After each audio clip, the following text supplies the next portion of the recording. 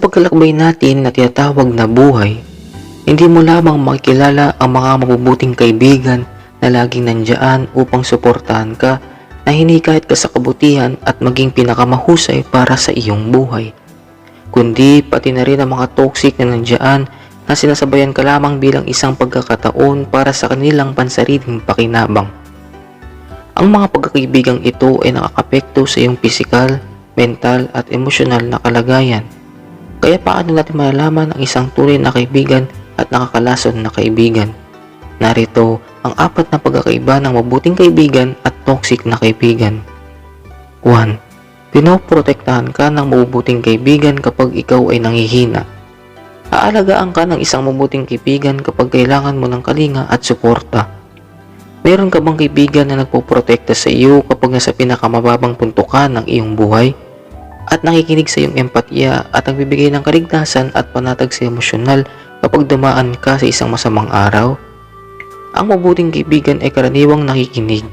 Hindi nila alintana ang pakikinig nila sa iyo ng mahabang oras at tunay nagmamalasakit sa iyong kagalingan, sapagkat tunay na namimiss ka nila at mahalaga ang iyong presensya sa paligid nila.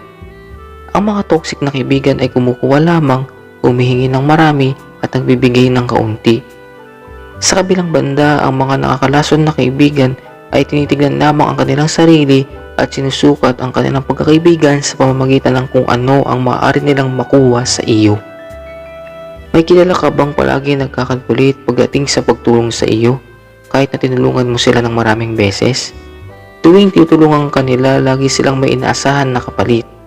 Baka sakaling matripang kanila ng pagkakasala kapag hindi mo sila matutulungan. Ang katotohanan ay ang mga desisyon at kilos ng isang toxic na kaibigan ay karaniwang ginagawa batay sa kanilang takot at ego. 2. Ang mabubuting kaibigan ay mapagkakatiwalaan at tanggap ka kung sino ka. Ang totoong kaibigan ay totoo mula sa kaibuturan ng kanilang puso. Ibinabahagi nila ang kanilang sikreto habang pinoprotektahan ng sa iyo. Meron ka bang kaibigan na nagtitiwala sa iyo dahil pinagkakatiwalaan kanila at gagawin mo ang parehas para sa kanila? Kapag nasaktan ka, pisikal, mental o emosyonal, hindi sila aatras para sa iyo. Sa mga oras na inihiwalay mo ang iyong sarili sa isang pagkakataon, titiyak nila na okay ka at nandyan sila para sa iyo. Ang mga ito ang uri ng mga kaibigan na madaling lapitan dahil hindi sila mapanghusga kung sino ka. Hindi mo kailangang itago ang katotohanan sapagkat tinatanggap ka rin nila kung sino ka man. Ang mga toxic na kaibigan ay nagbibigay ng papuri sa iyong harapan at sinasaksak ka naman sa likuran. Ito ang mga tao na kilala bilang dalawang magkaibigang mukha. Masasabi nila ang mga magagaling na bagay sa harap mo, ngunit sa likuran mo ito ay isang magkaibang buong kwento na maaaring pumutok sa iyong isip. Meron silang ugali ng chismis sa likuran mo nang hindi mo alam. Lahat ng sinasabi nila sa iyo ay pinapahira ng matatamis na salita. Sila ay mga sinungaling at punong-puno ng kapaitan ng kanilang sinasabi na hindi mo nais marinig pa.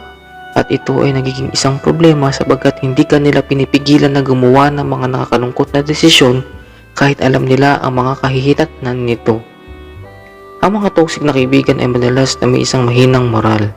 Halimbawa na nagkamali ang mga bagay sa isang sitwasyon, ipinapakita nila sa iyo na hindi nila kukunin ang pagmamayari ng iyong maling paggawa. 3. Ang mabubuting kaibigan ay mature at responsable. Ang mabubuting kaibigan ang gumagabay sa iyo sa tamang landas. Tintim silang nakikinig sa iyo at sinisikap na maunawaan kung saan ka nanggaling. Ang mga pag-uusap na mayroon ka sa kanila ay maaari maging tunay na malalim. Upang malaman kung isang mabuting kaibigan ay totoo, dalas ba silang tumutugon kapag kausap mo sila tungkol sa iyong mga problema? Matyaga ba sila at may empatya o naiinis sila at walang pakialam? Ang mga toxic na kaibigan ay walang ingat at immature. Ang mga kaibigang ito ay walang ingat na isasama ka sa mga sitwasyong hindi ka komportable at magsisisi sa paglaon. Tulad ng paglalasing at isang hindi ligtas na kapaligiran o paglalagay sa mga sitwasyon kung saan kailangan mong laging magsinungaling sa iba. Pamilyar ka ba sa mga nabanggit? Kung gayon, paano mo paplanuhin makalis sa sitwasyong ito? Mabuting magkaroon ng kamalayan at makilala ang mga palatandaan ng maaga hanggat maaari. Kung hindi, magkakaroon ka ng mas mahirap na oras upang subukang makakawala mula sa gusot na ito dahil ikaw ay parang cricket na nawala sa kung saan. Sa panghuli, ang mabubuting kaibigan ay mahabagin sa iyo at sa iba pa. Nakakaintindi sila at nagmamalasakit. Halimbawa, kapag ikaw ay stress o nakipagpunyagi upang makayanan ang iyong mental issue, sila ay laging sumusuporta at sinusunod ang iyong bilis ng pagkuha ng mas mahusay. Ang ganitong uri ng kaibigan ay bihirang hanapin sapagkat lahat ay nagmamadaling gumaling ka sa lalong madaling panahon. Kapag ibinabahagi mo ang iyong tagumpay at kaligayahan, binabati at nagdiriwang sila kasama ka. Tungkol naman sa pagkawala, nagdadalamhati din sila at andyan sila para sa iyo. Ipinagtatanggol ng mabubuting kaibigan ang iyong pangalan kapag wala ka sa paligid at hinihikayat din ang iba sa iyong magandang katangian. Ang mga toxic na kaibigan ay nagbibigay sa iyo ng maling pag-asa at impression. Usap sila ng usap sa usapan ngunit hindi naman umuusad. Sa ibang salita, madalas silang nangangako pero hindi nila kayang panatilihin. Nakikilala mo ba ang isang tao na palaging pinagyayabang ang tungkol sa kanilang nakaraang mabubuting gawa o mga nakamit? Kung oo, huwag mong pahalagahan kahit nagdadagdag sila sa pagitan ng mga paghingi ng tawad para sa tila pagmamayabang. Upang makita ang isang toxic na kaibigan tulad nito, subukang magtanong para sa isang katulad na pabor o isang pangako na ginawa nila noong nakaraan at tignan kung paano sila tutugon.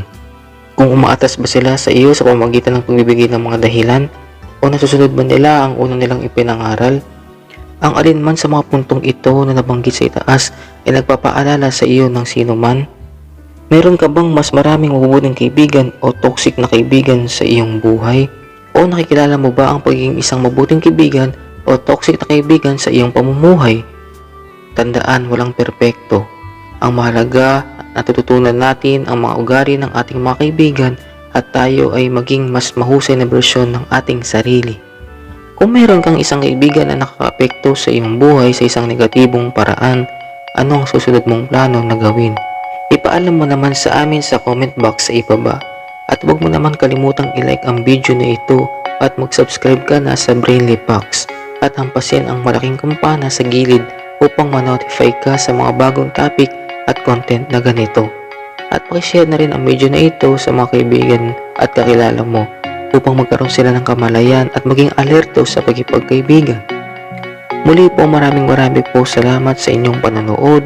It's Blee TV here at tandaan na magiging matalino tayo sa paghahanap ng mga kaibigan at mas piliin natin ang mga mabubuting kaibigan na dadalhin tayo sa kabutihan at iwasan ang mga toxic. Goodbye and see you later and see you soon.